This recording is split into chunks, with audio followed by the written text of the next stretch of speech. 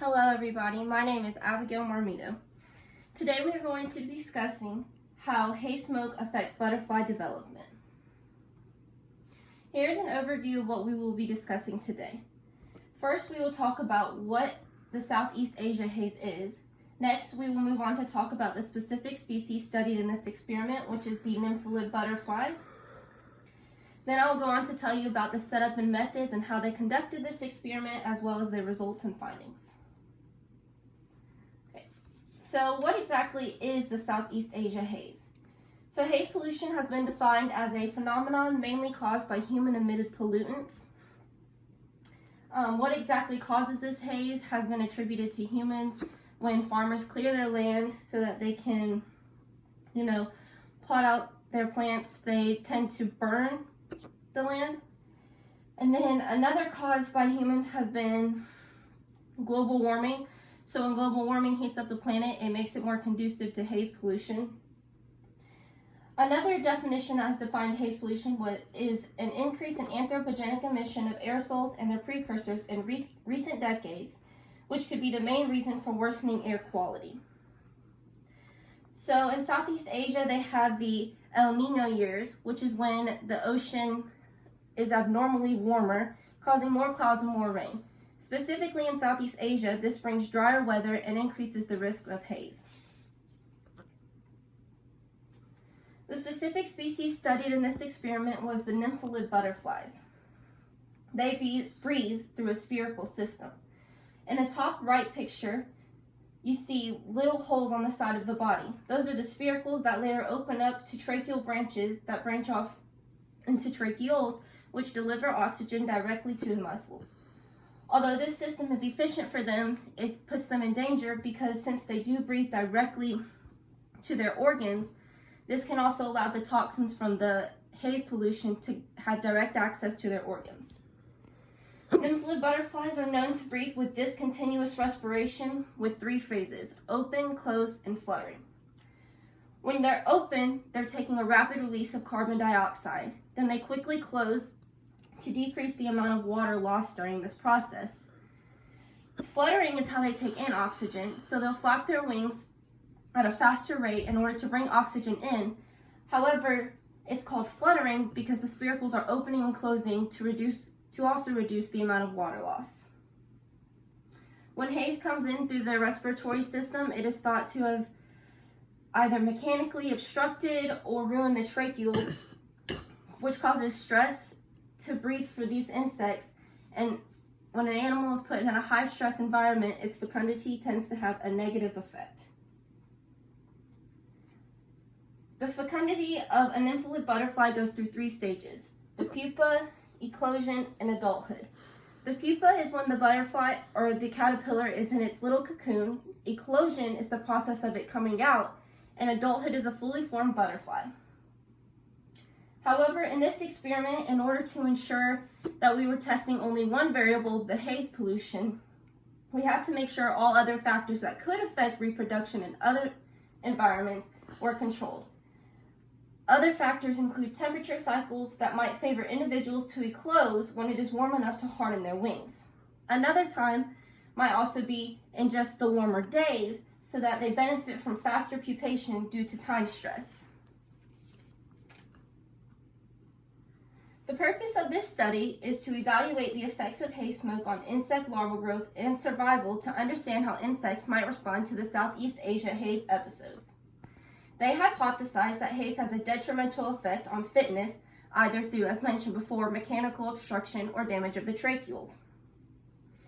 It's important for us to understand studies like this so that we can understand our involvement and the indirect effects we have on insects and the environment. So to test this, they set up wire mesh cages covered with filters on either side. And at first they collected all of the eggs and preserved them for 5 days after hatching. Once they hatched, they were moved into these wire mesh cages, separated into 3 different treatment groups.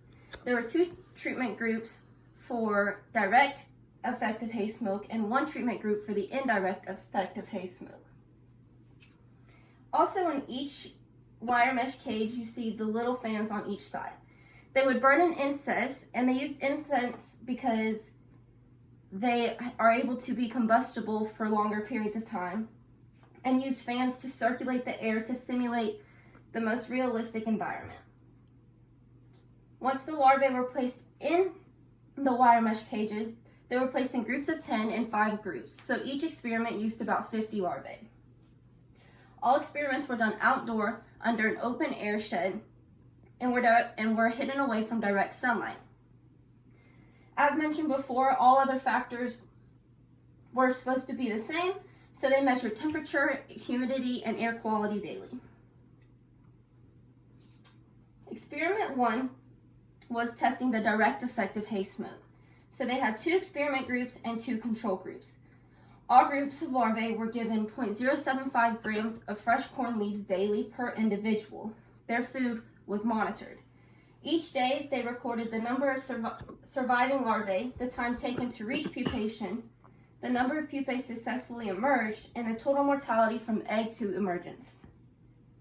In experiment 2, also testing the direct effect of hay smoke, the larvae were also split into 2 different groups, an experiment and a control group. However, this group was given ad libitum access to food, which means they were able to eat as much as they wanted or needed. In addition to recording the same exact factors in experiment 1, they also recorded the time for each pupae to emerge as a butterfly, the development time from egg to adult, and the mass of the pupa the day of pupation. In experiment 3, they were testing the indirect effects of haze pollution. They wanted to test if the haze smoke pollution directly affected the food, would it indirectly have a negative effect on the butterfly development. In this experiment, larvae were fed with 2-week-old corn plants. 5 experiment groups fed with plants that were exposed to haze previously, and 5 with normal plants. They recorded the time to reach pupation and emergence, larval pupil and total mortality, and pupil mass day of pupation.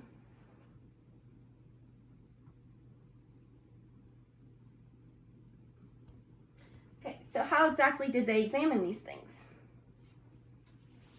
They used light microscopy, a scanning electron microscopy, and ran a multivariate ANOVA and a univariate ANOVA. The light microscopy and the scanning electron microscopy were both used to see if particles of smoke were present in the respiratory system. As you can see in these pictures, everything looked clear and they found no evidence of this. The multivariate ANOVA and univariate ANOVA were ran to test temperature, humidity, and particle matter size of toxins in the cages individually within each other.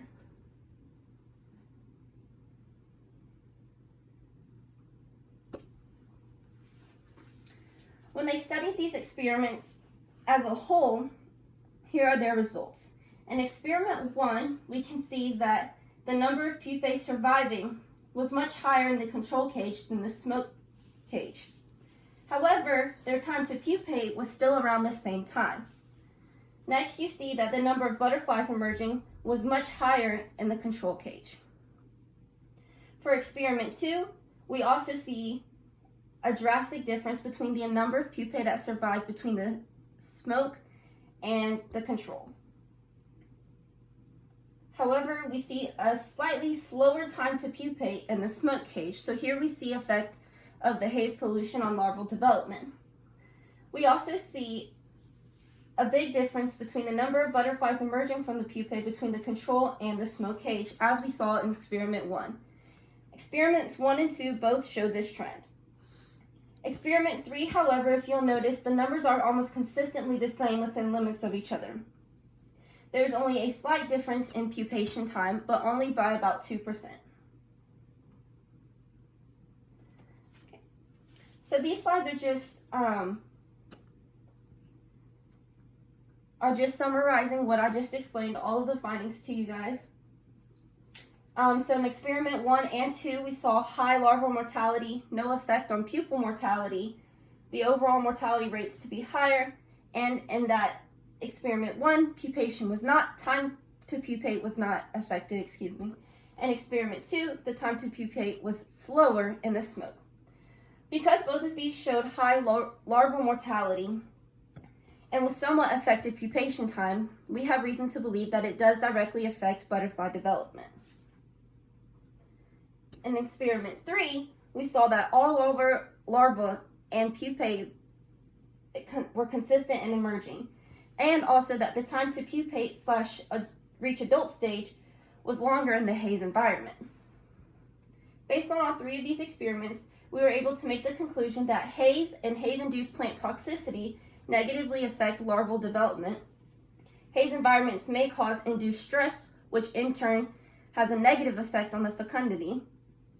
Haze has no effect on pupal mortality, so we tend to see the effects of it later in life, as we saw the major difference was between the emergence of butterflies. And since we found no particle matter size with the microscopy test that we ran, they have reason to believe that spiracles may provide barriers against particulate matter and toxic gases. These are my references. Thank you for listening.